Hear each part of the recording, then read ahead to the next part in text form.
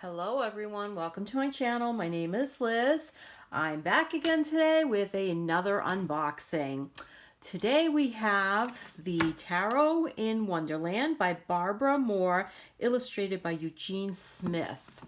A friend of mine has this deck. He uses it online and I just find it intriguing. I've never been a huge Alice in Wonderland fan, to be honest, but the cards are really cute, and they really, when he reads with them, they really read really well. So I figured, why not get it? I did get it on Magic Planet.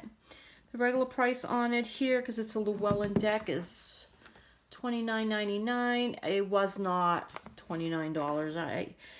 I can't remember exactly, but it was definitely cheaper than that. And the I'll read the back here for you.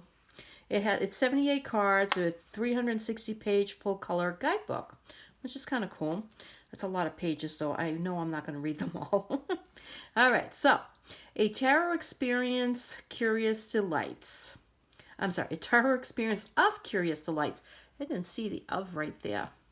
Welcome to Wonderland, where the air sparkles with revelation and wisdom is carried on the breeze. Tarot in Wonderland is a deck where tarot and the characters from Alice's adventures meet. True to the traditional Rider-Waite-Smith cards and based on Lewis Carroll's imaginative creations, this deck invites you into a beautiful mirror world that awakens intuition and enlivens the mind and spirit. It's a pretty cute deck, what I've seen of it. Let's see, my friend, he is here on YouTube. He is, his YouTube channel is Twig Brother, and he does live readings. I believe it's on Sundays and Wednesdays. He'll do like a live broadcast here on YouTube, and he'll pick cards. If you're on there, you ask him to pick a card. Yesterday he did a crystal ball, which was very interesting. Sometimes he uses a pendulum. Things like that. So follow him. He's awesome. His energy is fantastic. I just love listening to him. He's great. All right, so this is a nice thick book. It's quite large. Not book, box. And wow, this is cute. It's got the magnetic flap. And wow, now that's a book. Wow, look at that. Oh my God, look how thick this book is. Wow. Oh my God, yeah, look at it. It is definitely, look at that. Some of the cards in there. Let's see. I'm going to just move that out of the way for 2 seconds. I'm sorry, there's going to be glare today. I have to set up a different area at some point where it's a little less glare, or the lighting's not as weird, where it's more consistent. But right now it is what it is. Okay, so this is the introduction. Just searching for wisdom. Let me see what else is in here. All right. Well, it's quite a large book. This is just the introduction right here. And then how to read the cards, asking questions, picking a spread, laying out the cards. Okay, that's basic. Most books will have that, or something similar. I'm just looking to see if they have spreads. I don't see spreads here. This is the major arcana. That's where it begins. Okay, so the introduction's not huge. This is mainly the descriptions. Let's see. Let's go all the way to the back and see if there's anything else I could be missing. Let me see. Oh, I did see spreads. Okay, so there are some spreads. Okay, they're not diagram. Like some of them, they actually have the little cards. This is just the numbers, which you can easily follow that. Okay. There's a Tarot in Wonderland spread. Look at this one, Falling Down the Rabbit Hole. That looks like fun. I would like to do that one. All right. So it's got quite a few spreads, actually. Let me see. Yeah, it's got quite a few spreads. Pretty neat. All right. Okay, so the book is quite the book. The thing I do like about the book, it's every card has a complete page with the full color, I mean the full colored page of that card. That's awesome. Sometimes the cards are tiny, so if you can't see certain details in the cards, in this book, you can actually see the whole thing. You know, with my peepers the way they are right now, sometimes I miss little details, especially on the little tiny cards. So, I think that's great. Okay, now the cards themselves. Oh, look how cute. We got the Cheshire Cat in there. Look how cute he is. Okay. And I like the checkerboard thing here too as well. All right. The cards themselves, they look like a typical deck. Oh, okay, you can do reverse, but you're going to be able to see that they're reversed because this is the back, which is Alice and the rabbit, which is, you know, clearly, which is fine. It doesn't matter. Most people can do reverses even if they can see it. It doesn't really matter. Oh, where is my scissors? Okay, I'm going to probably hit the camera. I forgot to take my scissors out of my desk. No, so let's do it. Okay. Anyway, I'm gonna just cut it open here. Alrighty. So it looks like the cards are a typical thickness for these cards, you know, tarot and oracle cards. I mean, there's all kinds of different thicknesses, but I'm talking about specifically more tarot cards. These actually look a little bit thicker. They're definitely thicker than the Rider-Waite deck. Although when I'm feeling them, they don't necessarily feel thicker. There's a shiny gloss to them. They definitely spread well. Okay. Back is, like I said, the back is interesting. I like the back. It has a very almost antique-y look to it. It's cute. What's that say? That's, oh, there's a little vial that says, drink this. Oh, it's cute. All right. Alrighty. So let's go. Here we go. This is when she starts going down the rabbit hole. So, the Fool. The Magician. I like that. I like that a lot. The High Priestess. Now, is that her looking at herself? I think so. It's hard to tell, but I think so. I like that. You know what? I'm going to hold that card out because it's a little curious. So, let's see. The Empress. The Emperor. Now, these cards are definitely modeled on the Rider-Waite-Smith deck. But, I mean, this imagery looks completely different from the typical Emperor, of course. The Hierophant. I mean, that looks very different as well. So, with these cards, I would say I'd probably read them more intuitively because there's so much to the images that I think it would be fun to read them almost more as an oracle deck along with a tarot deck. The Lovers.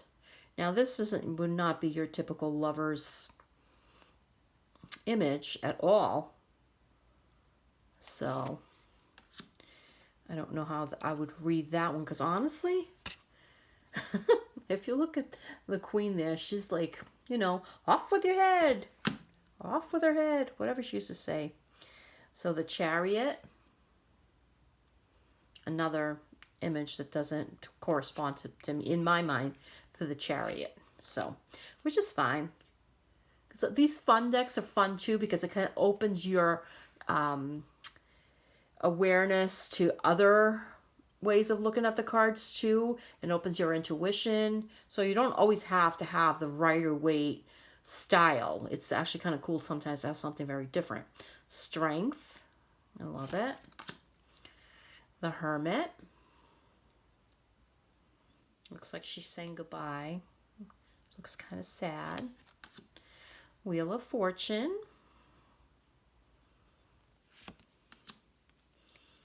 Justice, the Hanged Man, Death.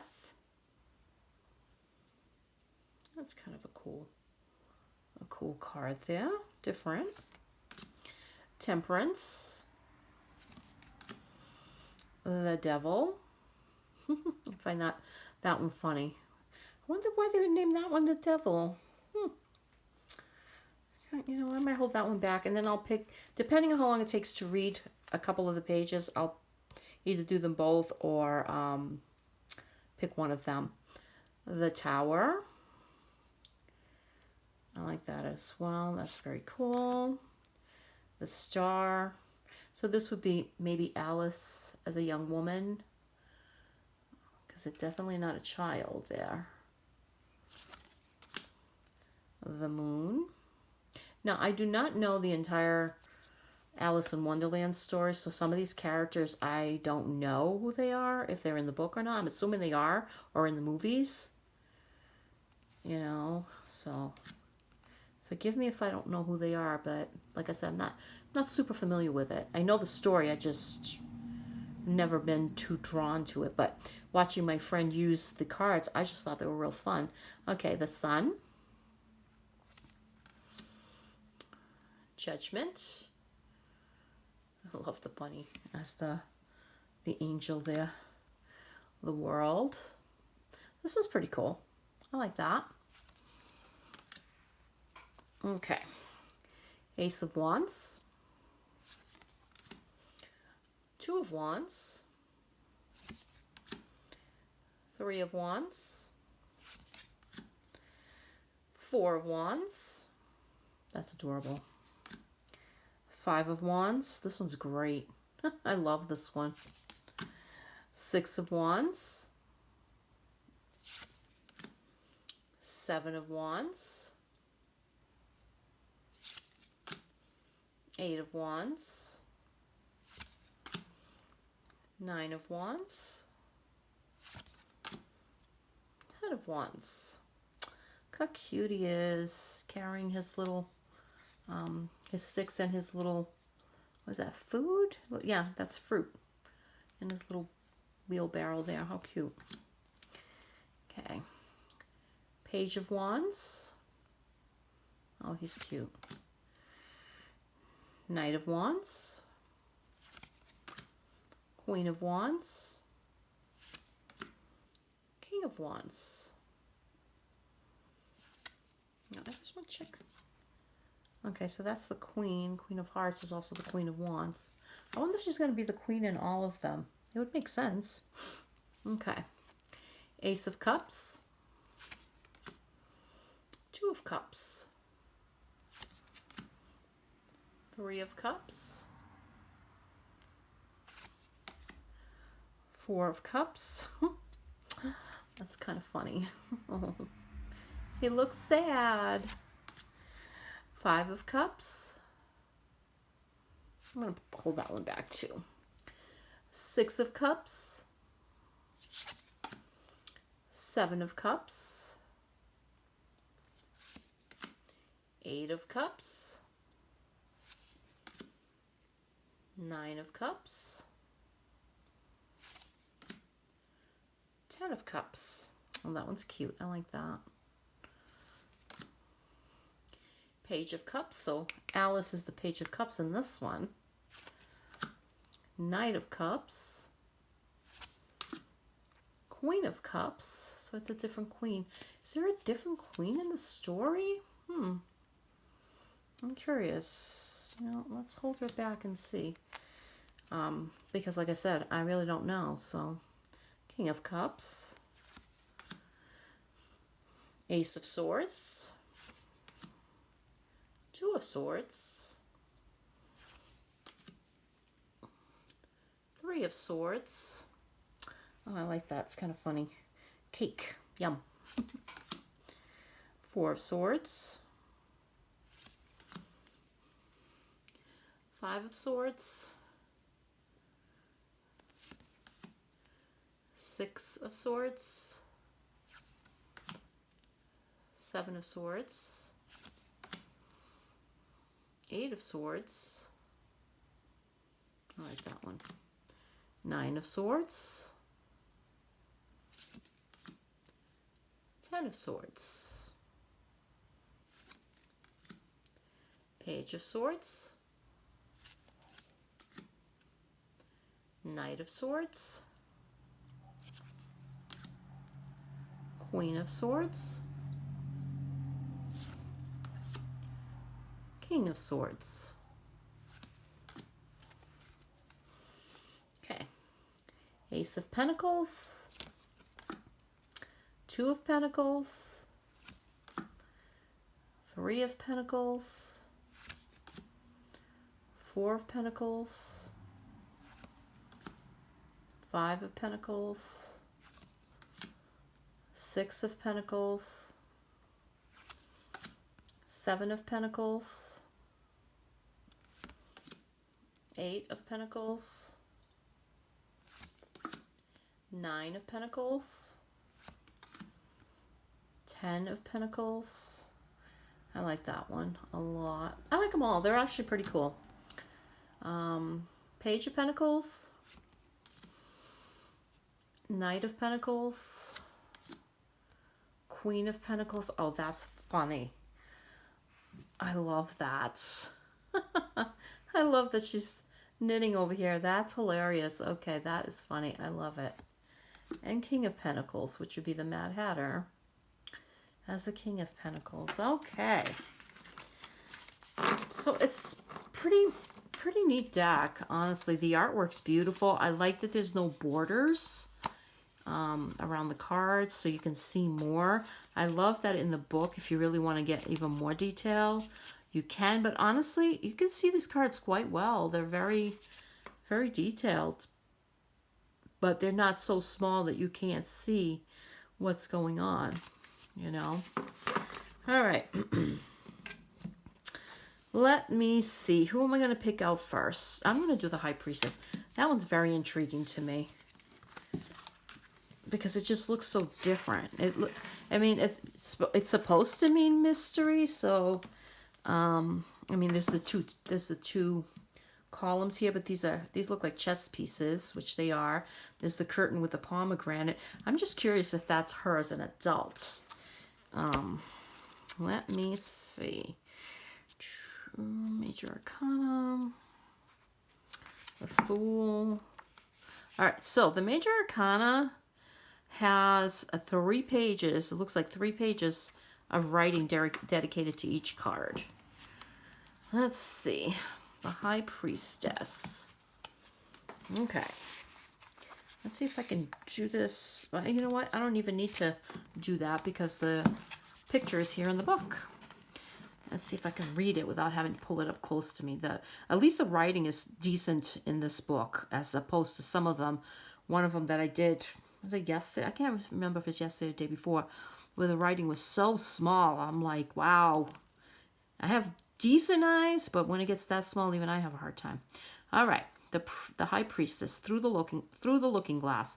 In the opening scene of Through the Looking Glass, Alice's nimble mind moves from the mundane and measurable rationality of daily life to the mysteries of nature. In doing so, she moves from the separation of self we see in The Magician to the story of unity the High Priestess tells. Alice speaks to her companion, Dinah, and Dinah's kittens, Kitty and Snowdrop, about manners, rules, and the repercussions of breaking those rules, as well as about the beauty of the snow falling outside. How nice and soft it sounds. I wonder if the snow loves the trees and fields, that it kisses them so gently. Oh, that's beautiful. She continues musing about the feelings, experiences, and the life of the natural world. As she moves from the rules and compartmentalization of the rational world, symbolized in the image by the chessboard background and the chess pieces on the mantle, to the natural world, she is inspired to explore other worlds.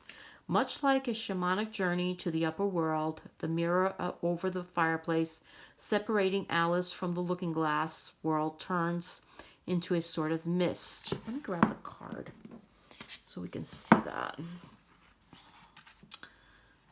Okay.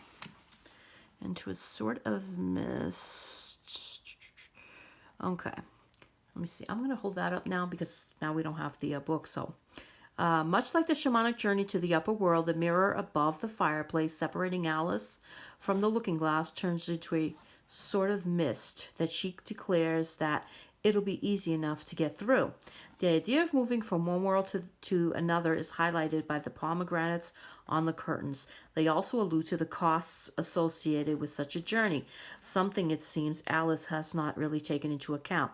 Pomegranates not only represent Persephone and her journey to the underworld, but also in Christian terms they are associated with Jesus' mother Mary and represent his sacrifice and rebirth. For many, Jesus is also a shamanic figure. Before going through the mirror, at least in this image, Alice sees not exactly her future self, although we discover that in the looking glass world, the past and the future both exist in the present, but her higher self. That's who that is. Okay, that makes sense. This is the part of her that is at home in the looking glass world and understands that all things have life and are connected by that animating force she observes. Okay, now I got to grab it closer to me because it's on the other side.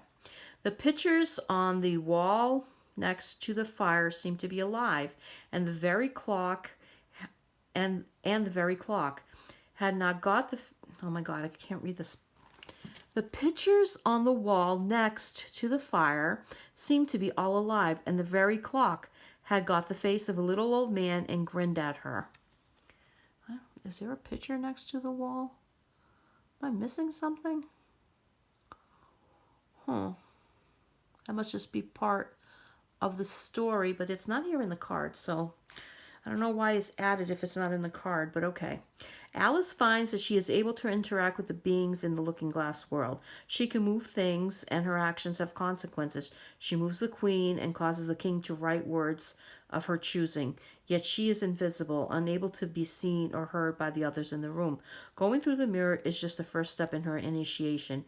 In her ability to connect more personally with this new world, it is only through experiencing many trials and tests that she begins to move toward her ideal, authentic self. At least in the beginning, she has a vision, a vague idea that there is something more to herself and to the world that fuels her curiosity.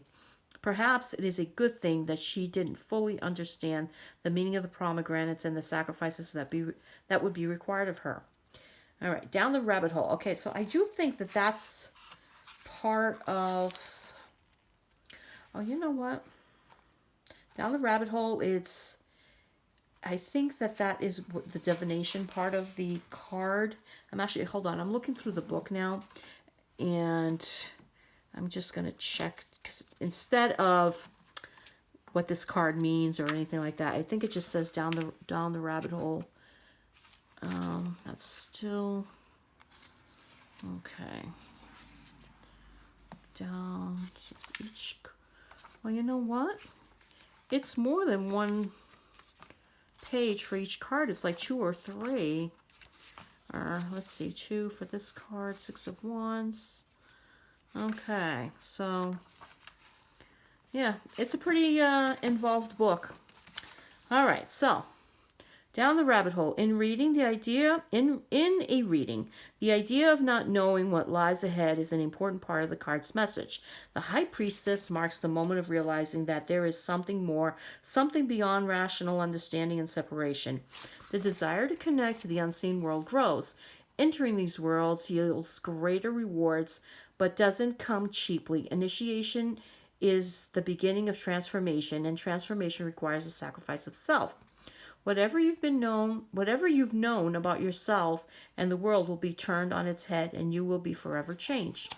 While you have a glimpse, which is in the end may prove imperfect, of what the outcome may be, you do not get to know what it will take to get there. You are about to dive into a mystery, and everything about the experience will be mysterious. At every step, you will have to decide what parts of you will remain and what you will shed. The environment around you will be responsive to your seeking. Like the underscapes in the best myths, I'm sorry, like the landscapes in the best myths, you can find clues and advice, but in the end, it is your actions and decisions that will determine the outcome. And the key words are secrets, initiation, mystery, silence, wisdom, understanding, intuition, insight, subconscious, unrevealed future. Oh, and there's actually a part here you can actually write notes. Now, I would never do that. I don't write in my books. But if you're going to use this book to like learn this deck, maybe you can. I mean, it's everybody's different. It's definitely not a beginner's deck. I don't see it as a beginner's deck at all. You know, I would definitely say anybody who starts should start with the Rider-Waite. Pretty much everything is, almost every tarot deck is based on that to begin with. Of course, there are some that have their own complete system, like the one I did a while back. I think it's called the Witch's Wisdom Tarot. That one's completely different. That one, I'm still confused on that one. But there's definitely, I mean, it's definitely a thick. I actually like that reading on this card. I thought it was pretty interesting. I like the idea that that's her higher self. I like that a lot, and the mystery of that. And, you know, you can't always know. You're not supposed to know everything. You're just not. I mean, we do tarot cards, we do oracle cards because we like to have a little glimpse, and it gives you a glimpse. But the fact of the matter is, things happen randomly all the time. It is what it is. So that's that card. I don't know if I should read another one. You know what? Let me see which one did I pick that was part of the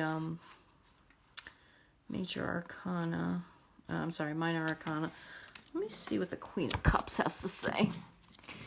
Queen of Cups, Queenie, let's go. Where are ya? That should be one of the. It is the first one. Okay. Let me see. Queen of Cups. Well, that's actually only 2 pages. I can do that. I'm going to do the Queen of Cups, and then I'm going to shut off the video. All right. So, through the looking glass. Okay. So it must be through the looking glass and then down the rabbit hole. So through the looking glass explains the image, I believe, and through the rabbit hole is what the card means. I'm pretty sure that that's what it is.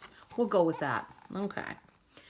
The White Queen is our dreamy, gentle Queen of Cups. From the text, we know that she is sensitive and in some ways very childlike. For example, she very sweetly confesses to Alice that she knows her ABCs and invites Alice to say them over with her, and encourages Alice about learning to read by saying, however, don't be discouraged, you'll come to it in time.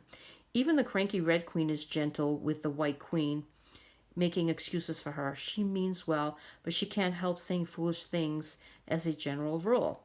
The Red Queen helps protect the White Queen's tender sensibilities by giving Alice helpful suggestions. She encourages Alex to put the White Queen's head and not put. That's funny. She encourages Alice to pat the White Queen's head and further to smooth her hair, lend her your nightcap, and sing her a soothing lullaby. We mustn't forget, as well as her trouble with mundane things like managing her hair and her shawl, as we see in the Empress card. Yet her heart is true, and she cares so much for those she loves. When one of the white pawns begins crying, the White Queen cries, "It is the voice of my child, my precious child, my imperial kitten." Oh, that's so cute. So those are quotes, I'm guessing, from the book. It has to be, it has to be quotes from the book. It just seems very cute. Okay. Down the rabbit hole. In any reading, the Queen of Cups is a dreamy creature prone to getting lost in her thoughts.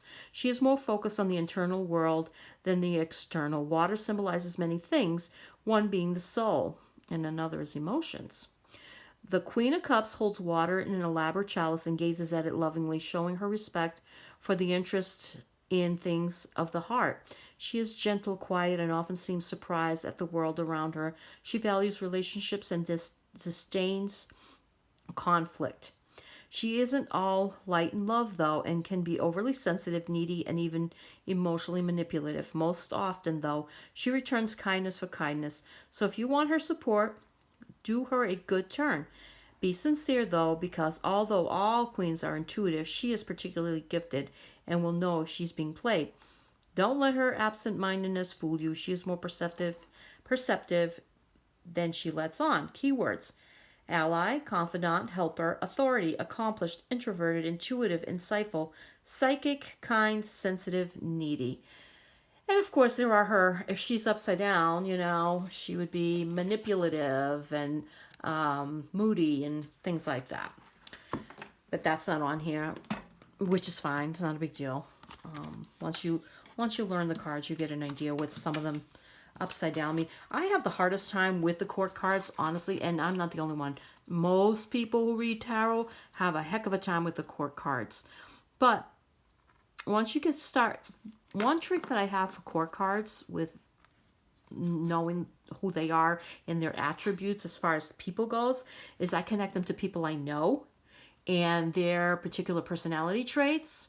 And of course, tarot cards with the court card may not mean a person. It could mean just an action or like her, she would be an emotional, sensitive situation. Usually it means a person, but occasionally you get a situation. Anyway, I like this deck. This is a really cool deck. I like the book. I probably would actually look at the book for this deck a few times, only because the cards are quite a bit different. But I think once I use it a few times, I really wouldn't need to. But it is a beautiful book. And honestly, even at $30 for this deck and this book and in the box, it's actually a really good deal because this is a fully colored book. I mean, that's not cheap to do. That's not cheap to do. So I think even at the $30, I think it's a good deal. All right. Well, thank you so much for spending some time with me. I hope you have a fantastic day wherever you are. And let's all be, good and kind to each other. Blessings and thank you.